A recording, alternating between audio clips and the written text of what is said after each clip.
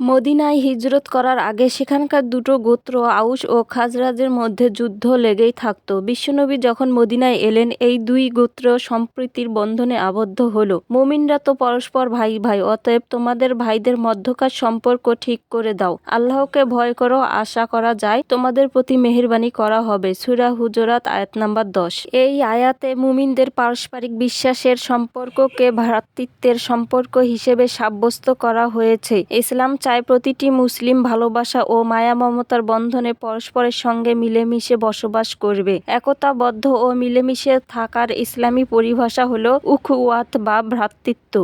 দেশ, জাতি, অঞ্চল, ভাষা, বর্ণ নির্বিশেষে সকল মুসলিম মিলেই গড়ে উঠেছে ইসলামিক ভ্রাতৃত্ব। ভ্রাতৃত্ব মূলত তিন ধরনের। এক, মানবতার ভাই। মানুষ হিসেবে আমরা সবাই ভাই ভাই, কারণ আমাদের আদি পিতা আদম আলাইহিসসালাম এবং আদি মাতা হাওয়া আলাইহিসসালাম। সে হিসেবে হিন্দুও আমার ভাই, খ্রিস্টানও আমার ভাই, নাস্তিকও আমার ভাই। আপন ভাই, আপন ভাই বলতে আমরা বুঝে থাকি সহোদর ভাই বা রক্তের সম্পর্কের ভাই। দ্বীনি ভাই। এই ভ্রাতৃত্ব আল্লাহর একত্ববাদ ও রাসূল সাল্লাল্লাহু আলাইহি সাল্লাম এর রিসালাতের উপর ভিত্তি করে গড়ে ওঠে। তাওহীদ ছাড়া ইসলামী ভ্রাতৃত্ব কল্পনাই করা যায় না। আল্লাহর দ্বীনকে কেন্দ্র করে এই ভ্রাতৃত্বের গোড়াপত্তন বিধায় এই সম্পর্ককে দ্বীনি ভাই বলা হয়। এই ভ্রাতৃত্বের বন্ধন এতটাই শক্তিশালী সম্পর্কের দিক থেকে তা কখনো কখনো রক্তের সম্পর্ককেও ছাড়িয়ে যায়। এই সম্পর্ক সীসাঢালা প্রাচীরের মতো মজবুত, আর তাই মুসলিমরা একে অন্যের শুভাকাঙ্ক্ষী রুহমা, পরস্পরের আয়না স্বরূপ। তাই মুসলিমদের মধ্যে কোনো বিবাদের সৃষ্টি হলে আলোচনার ভিত্তিতে ভ্রাতৃত্বের এই সম্পর্ক ঠিক রাখা আমাদের দায়িত্ব। সূরা হুজুরাতের 11 থেকে 12 নম্বর আয়াতে আল্লাহ মুমিনদের 5টি বদগুণের ব্যাপারে সাবধান করেছেন, যেগুলোর কারণে আমাদের মধ্যকার পারস্পরিক ভ্রাতৃত্বের সম্পর্ক নষ্ট হয়।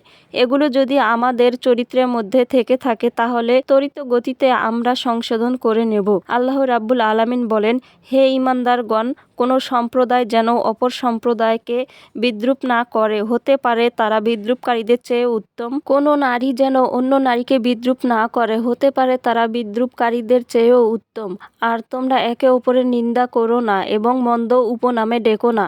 ঈমানের পর মন্দ নামে ডাকা কতই না নিকৃষ্ট, আর যারা তওবা করে না তারাই তো জালিম। সূরা হুজুরাত আয়াত নাম্বার 11। পরের আয়াতে ইরশাদ হয়েছে, হে মুমিনগণ, অধিক অনুমান থেকে বেঁচে থাকো। নিশ্চয় কোনো কোনো অনুমান গুনহা। তোমরা কারো গোপন ত্রুটির অনুসন্ধানে লেগে পড়ো না এবং একে অন্যের গীবত করো না। তোমাদের মধ্যে কেউ কি তার মৃত ভাইয়ের গোশত খেতে পছন্দ করবে?